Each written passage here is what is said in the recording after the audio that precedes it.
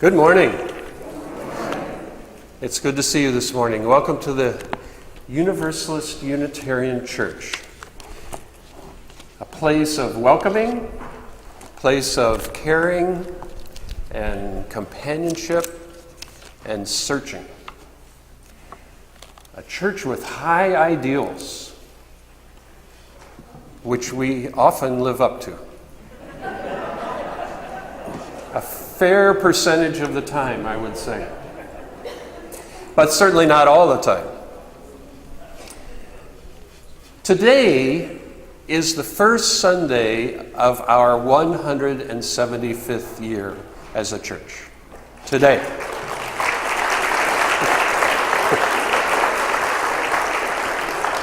The other night we had such a wonderful time at our old-time potluck and ice cream social, and if you missed it, I just don't know what to say to you except bless you. We had a time machine, and the very first minister of this church, Aaron Kinney, came through that time machine to visit us on Friday night. And so he had some interesting words to say. And he went around, hugged a few people, and didn't really want to go back to 1843. So, we're going to have a wonderful year celebrating today. Think of all the amazing things that have happened to this church in 175 years. Wonderful things, celebrations, marriages, sad events, memorial services, going through the Civil War, through the World Wars, through the Vietnam era. This church almost went out of business in Vietnam. It was really a difficult time. All the amazing things that have happened here and all the ways in which we have stuck together over the years as a caring community. So that is a great thing to celebrate, and we're going to celebrate it for a year. Today, we're going to tackle an issue, which is what Unitarians and Universalists do all the time, and it's part of who we are, and it's part of our integrity. And so the service will be slightly different today. I'll tell you just a word about where this issue came from, and then it'll become more clear as we progress in the service this morning. But about a month ago, or maybe a little more than a month ago, the president of our denomination resigned his office. Peter Morales, a good person with good intentions and a lot of great skills, resigned his office and said he did not think he was the right person to lead us at this moment. And the underlying issue and by the way, no one asked him to resign, he just did it. The underlying issue was an issue regarding racial discrimination in hiring practices within our denomination. That was the issue. And so that's a pretty striking, heart-wrenching thing for us to think about. And we're in a period of self-examination about that right now. And that's where we should be. That's exactly where we should be, is in a period of self-examination. So today's service is part of that. We're going to share a little bit of history with you. UUA is not falling apart. It's not like that at all. It's just a question that we need to answer, and it's something we need to grow in. That's what it is. Marcus Fogliano is a member of this church and is also a member of Black Lives UU, and that's an important perspective in this discussion. So Marcus will be sharing with you, and Lynn and I will have pieces of it as well. We will definitely talk about different aspects, and we may see it differently too. That is certainly a possibility. So we invite you to be part of this experience, which we believe is a deepening experience for us all.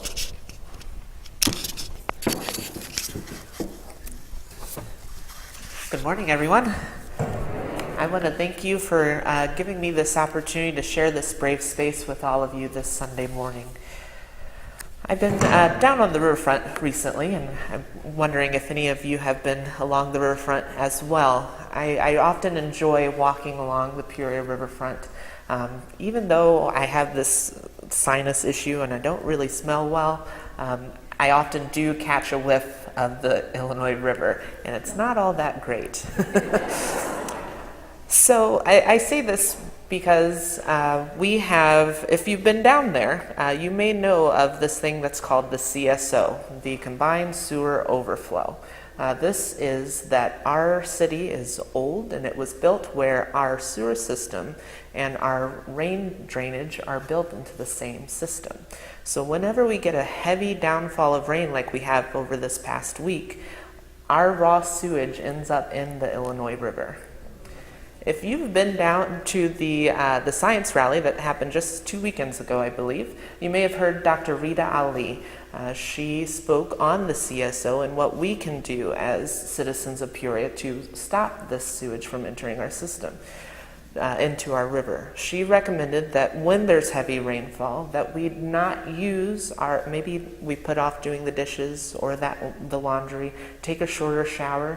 Those are ways that we personally can keep our river clean. This reminds me of what has been happening recently, the water in which we swim in, a different body of water. Jim Key, who is the moderator of the Unitarian Universalist Association, recently wrote a letter on behalf of the board where he spoke of this water, the water in which we swim in. And I just want to share a bit of that letter with you today. The term white supremacy once referred exclusively to individuals and organizations that openly espouse the superiority of white people. In recent years, the term has come to refer to a culture or a social narrative that places the needs, desires, stories, well-being, and the very lives of white people over and above those of people of color. It is in this water we swim in.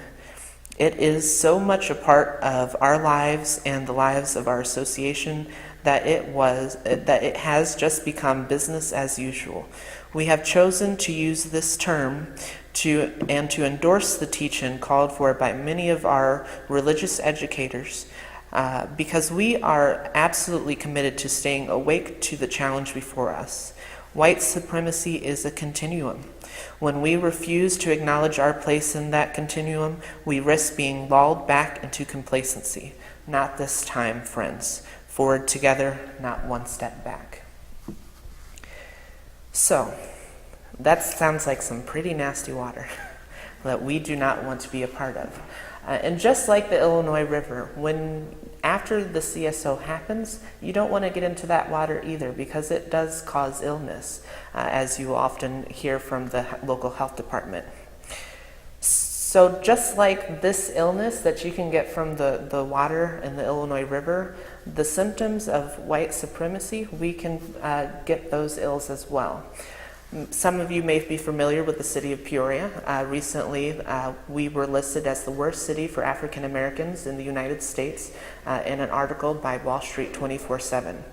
The city of Peoria has been having conversations about this, and if you have attended those meetings, as many of you have, you may have noticed that we're talking about the symptoms and how to fix the symptoms, but the conversation about the actual cause to the illness, white supremacy culture, is not being discussed.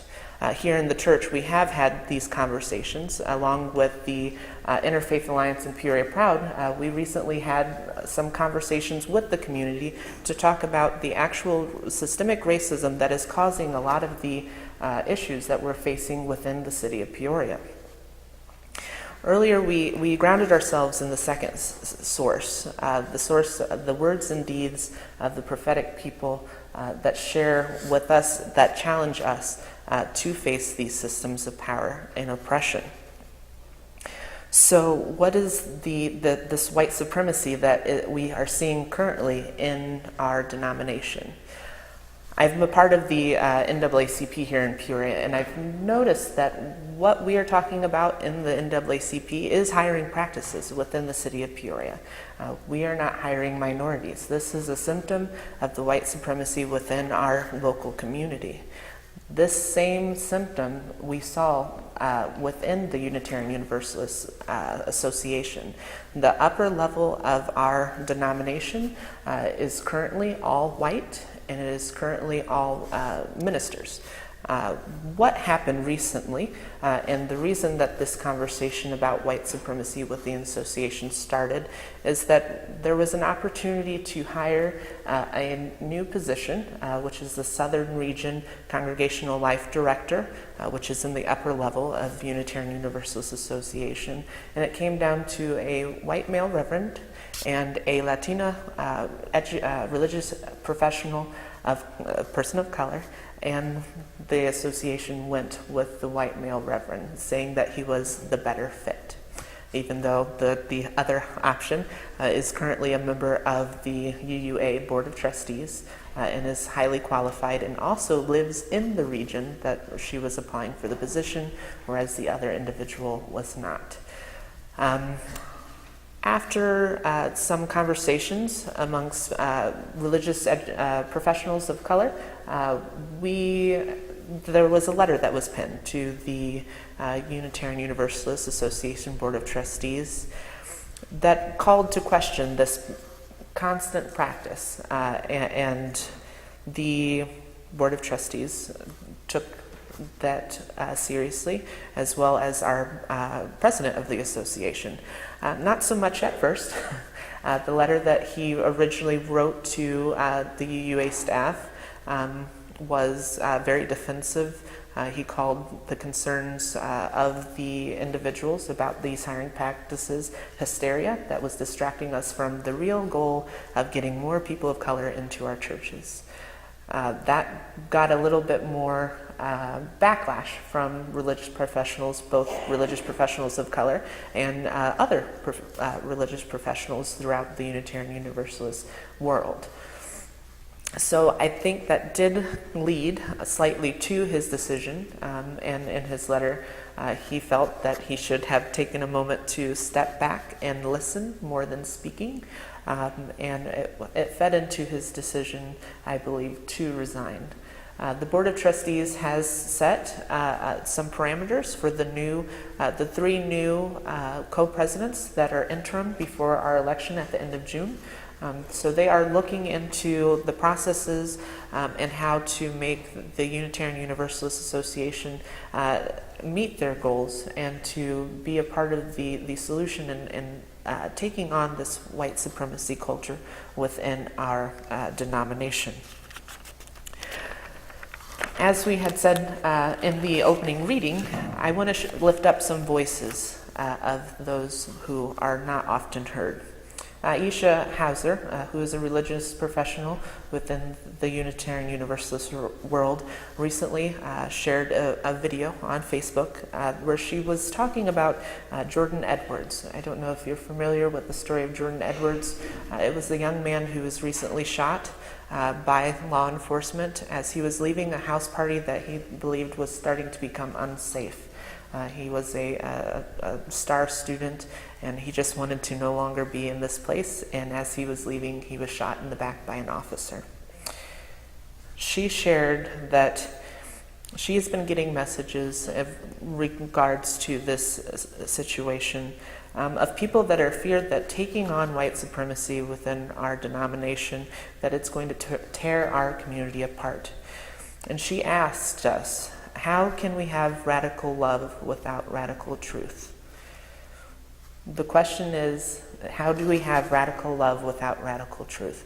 If we are unable to look at the systems that we have built within our own denomination and look at them and reflect on them, then what is holding our denomination together? If we are afraid that looking at ourselves is going to make us fall apart. Another story from Dr. Takia Amin, who is a member of the Black Lives of UU organizing collective. I just wanted to share something that she recently wrote. She shared with us, one reason I am a Unitarian Universalist is because it is a faith where I can bring all of the best of what I was taught growing up in my multi-faith family. And because as a religious grounded in principle and reflection, justice making and righteous action are essential to our faith, not something insular. This reasoning deeply for me and resounds deeply for me and connects to my grandparents' social justice efforts as members of the Baptist and African Methodist Episcopal Zion congregation, and to my parents' legacy as social conscious progressive Muslims. My deep sadness as a Unitarian Universalist is that while this faith community has always been a space that welcomes my very religious heritage, my blackness has not always felt at home here. That is to say, I have never been able to take for granted that I would be welcome in UU spaces as a black woman. No matter how long I've been a member, what committees I've served on, or the number of times I've been a GA delegate, I've never been able to take for granted the sense of home and welcome and connection that I see my white UU siblings proudly proclaiming.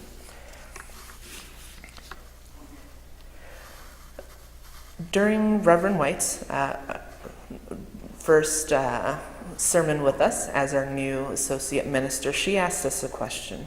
Are we willing to accept the treatment of the disadvantaged, or are we going to do something to change it? So that is the question that I am also going to leave with you. Will we continue to let the system of white supremacy seen by so many of our UU people of color continue, or will we ourselves do something to change that system? Thank you.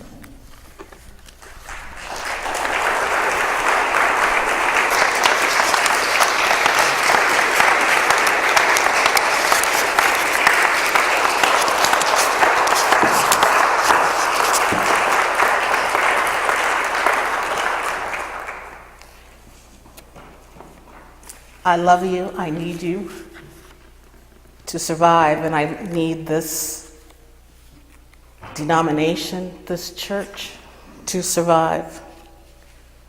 But just like many American institutions, our denomination has much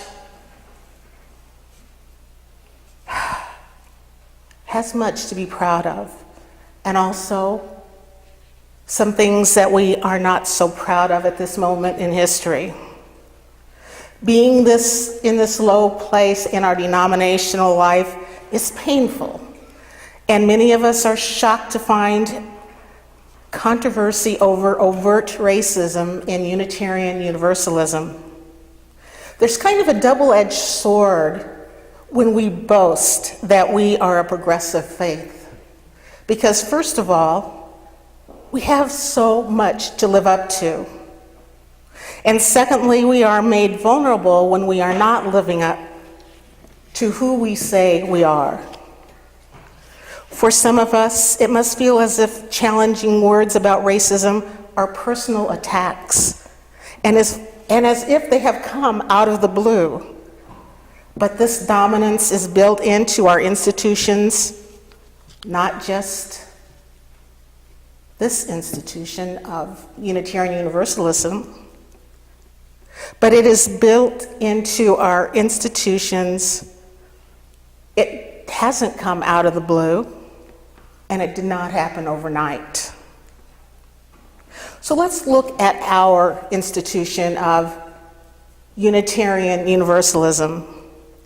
But let's go back a few centuries.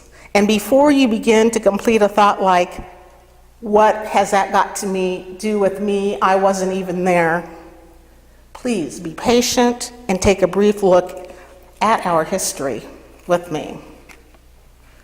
Unitarian Universalists were slaveholders and grew rich on the backs of other human beings that helped build this country. Do you think that the notion of superiority was not part of the society? Schools, businesses, and churches built into the policies and attitudes, into the actual brick and mortar. There's a fascinating paper online called William Ellery Channing and Racism by Robert Michael Rule, who is now a professor at St. John Fisher College.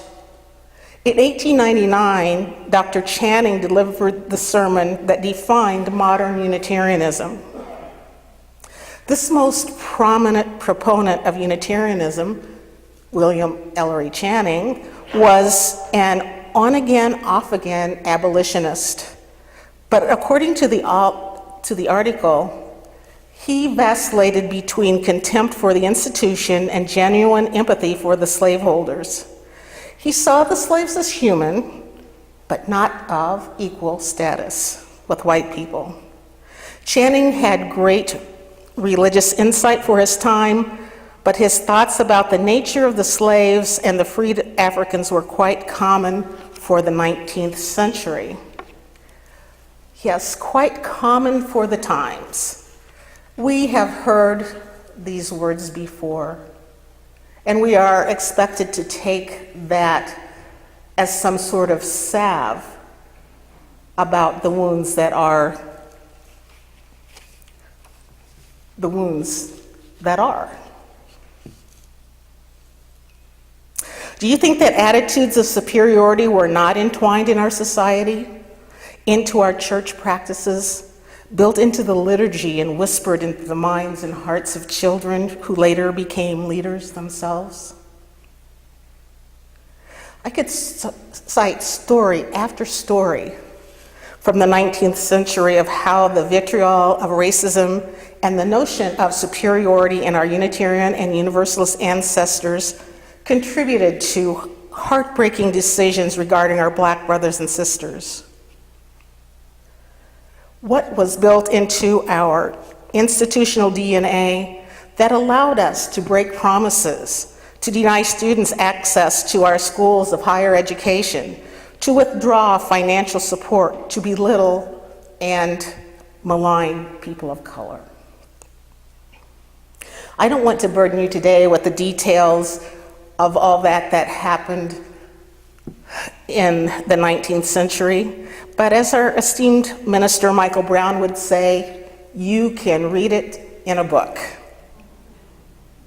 Many of these incidents are documented in Reverend Dr. Mark Morrison Reed's books, particularly Black Pioneers in a White Denomination and Darkening the Doorway. So let's jump ahead to the 1960s, which began with positive efforts from our denomination regarding racism.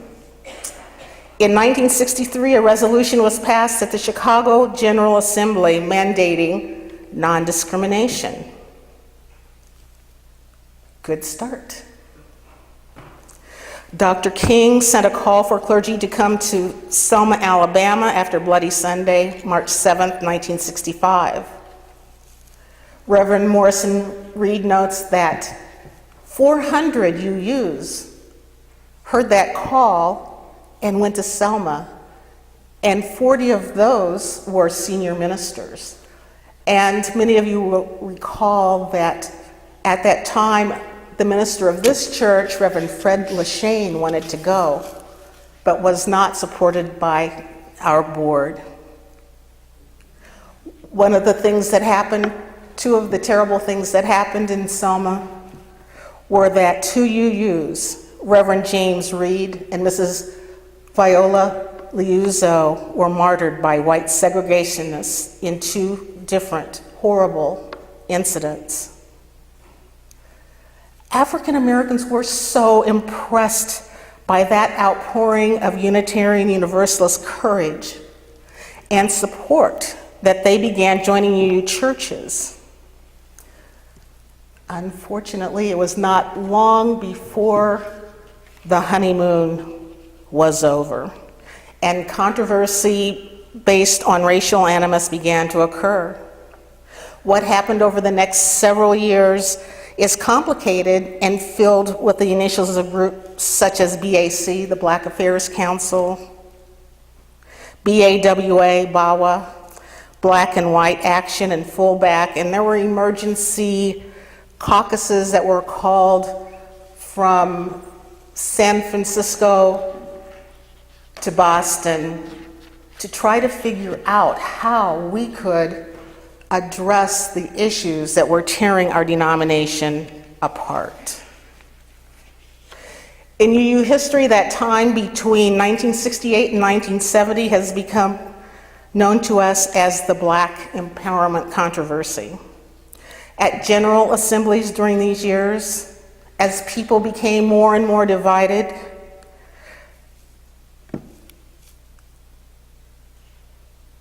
and this is not delicate and it's difficult, and I will just warn you right now that this is a behavior that we think that Unitarian Universalists would never engage in. This behavior that was witnessed by many people of color, that was not only witnessed by them, but was caused by them. At General Assemblies during these years, as people became more and more divided, there was open arguing and shouting at the large sessions. There was commandeering of microphones and attempts to commandeer the agenda. There was pushing and shoving and spitting on other people. People left the assemblies to caucus, and you could hear the N word. You N lover. Why do you want to tear our denomination apart? So, what messages had been cooked into our institutional stew of survival? The UUA committed millions of dollars to help address the racism crisis, but unbeknown to the group gathered there, that money had already been spent. So the vision is that the UUA did not keep its word to go out and to plan programs that could help relieve this racial crisis.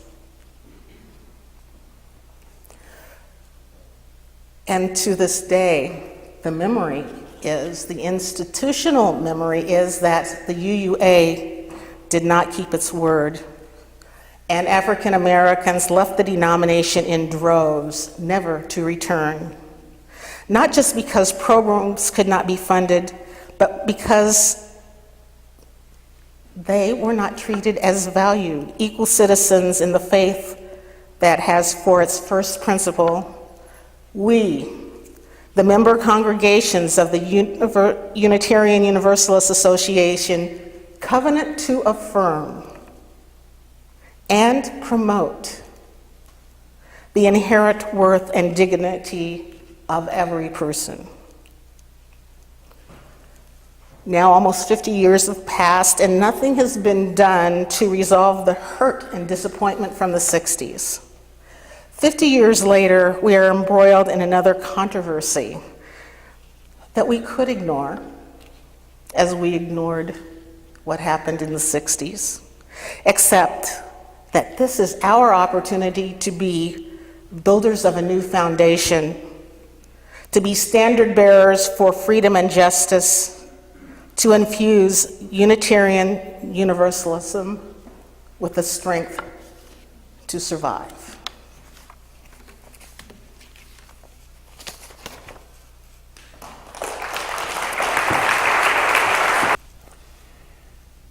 It's very difficult for me to know what to say today.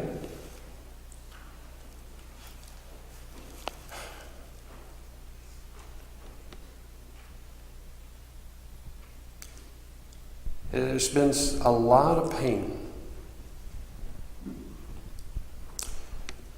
But we can't just stay there. We have to move. We have to be in motion. So the question is, where do we need to be going? I want to explore one thing with you that may add to the discussion. and then suggest one path for us. Here I am, the white dude. What do I have to say? One of the things that seems true about race relations to me is that very well-meaning people sometimes make serious mistakes. Even those who want to do good and are dedicated to doing good can do harm without realizing that that's what's happening.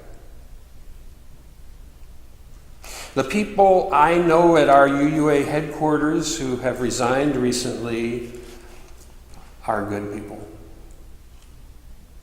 They really are good people. They're as good as any of us.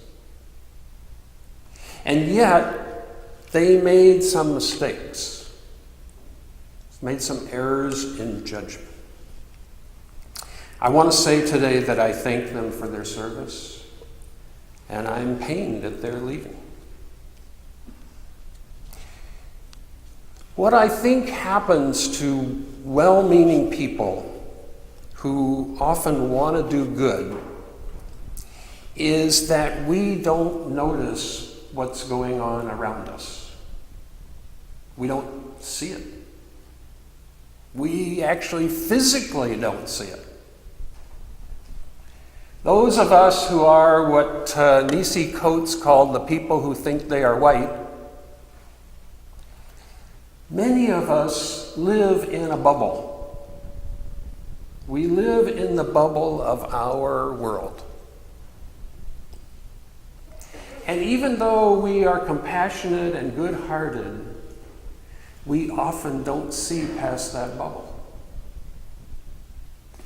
And we don't really even know how to do that. And often don't even realize that we need to. I want to tell you a story about an error that I made. It's just my story. It's not, some of you know about this story, but I'm not trying to tell your story. I'm just going to tell you my story about this event. About 5 years ago, our church and Interfaith Alliance got involved in a program in the city of Peoria called Don't Shoot. Don't Shoot is a program that focuses basically on locking up the people who are most likely to commit violent crimes.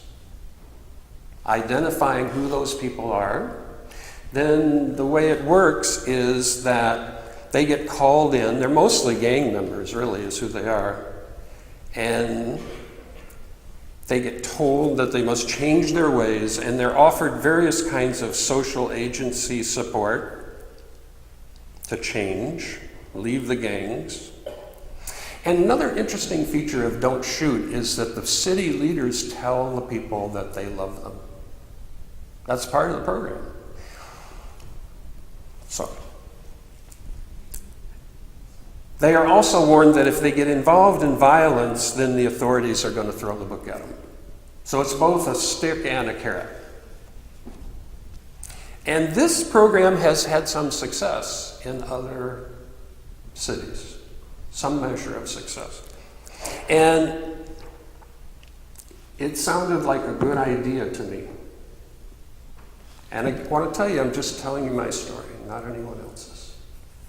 It sounded like a good idea to me, and I would do anything I could that would be honorable to try to keep people from being killed. I really would. If I could find anything I could do that's honorable to keep people from being killed, I would try to do that.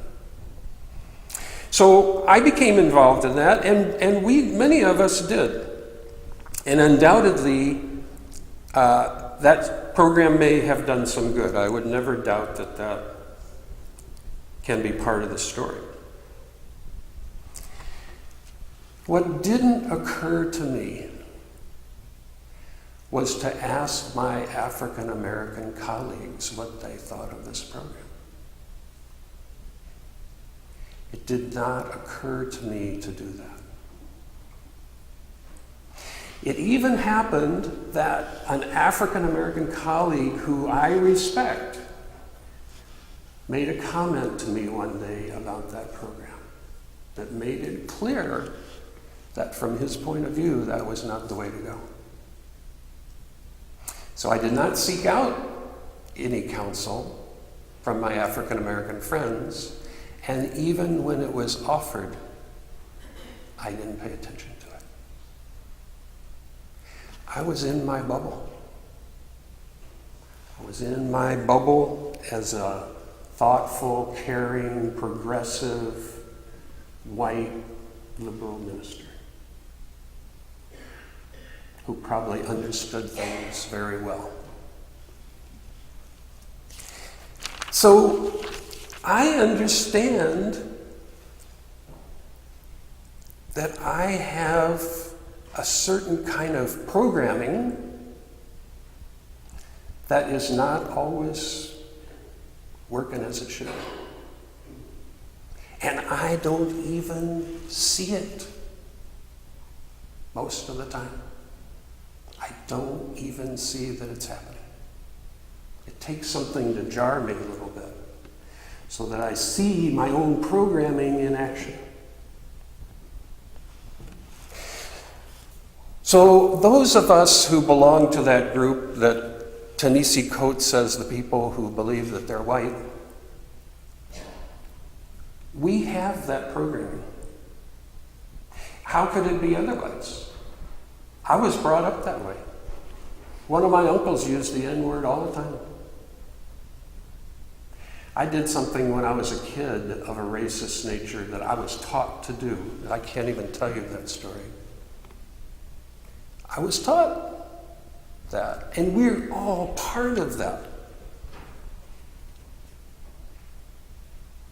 So I know that I misperceive reality.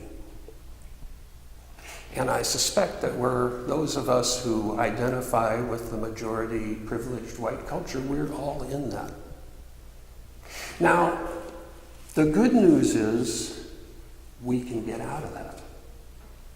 That's the good news. That we don't have to live with that forever. We may never totally transform our entire brain wiring, but to great lengths, we can get out of that. And we can start to see the world more like it is. I will tell you, I will never, ever support a program that purports to help minorities or anything. I will never do that again without calling my black minister friends. I will never do that. I blew it. They might have even said, go ahead. I don't know what they would have said because I didn't ask them. So that's part of my corrective. So we can grow in this. We can grow in this. This is possible to do. It's not like some things that you just can't figure out any way to ever get out. We can do this. There are ways to help us heal from some of the programming that's in the water, as Marcus puts it. We've done some of that work here in this church. We've done it through adult religious education, and we did it recently through the program called Let's Talk. So we are making those steps. I'm very glad we're doing that. But we're going to have to go farther and deeper. We're going to have to unlearn this false picture of reality that to some extent we are all trapped in. Linda and I and the people in our adult education program are committed to putting before this congregation programs of learning so that we can become people who are consciously on that path. Another thing Coates says in his book, which is a wonderful book, Between the World and Me, he says, we cannot wait for the white population to have a growth in consciousness. That's what he said. We can't wait, and that's obviously true. But what that says to us is that's what we need to do. We need to have a growth in consciousness so that we start to perceive the world not just from our bubble, but from these multiple perspectives. So we are going to present those kinds of workshops and growth experiences to you over the next year or so, or however long that takes. There's a wonderful one we're looking at right now called Beloved Conversations that we're going to hopefully bring into this church in the fall, which is a program for raising our consciousness. We do live in a racist society. We do. I could list off the reasons why that's true, but you don't even need me to do that. We have a ruling administration that openly consorts with blatant white supremacists. Not even the subtle kind, the blatant. So we have to be in contrast to that. There's no other place we can be that's honorable. Every other place lacks integrity. So, this is going to be a spiritual growth path for us. We're going to grow in our spirit. We're going to grow in our perception. We're going to grow in our ability to love across all these boundaries. The great news is I know we can do this because we're already on that path. We're already doing it. But we've got a ways to go. I have a ways to go. Because I see what a blunder I could be capable of. So, I hope you will join with me on that. I hope you'll join with Reverend Linda and Marcus and our adult RE leaders and everyone of goodwill. Because the world desperately needs this kind of growth. Our country is a wounded place. So I call upon us all to take this path. We're not going down the path of guilt. Reverend Mark Morrison Reed was here 3 years ago and he said, white people, do not get caught up in guilt. We just want to be clear in our vision. We want to see what's going on. And really break out of that bubble. And then we're going to fulfill our mission to love inclusively and to heal our world. Let us go down that path. That's the best path. There isn't any better path anywhere. Let's do that together.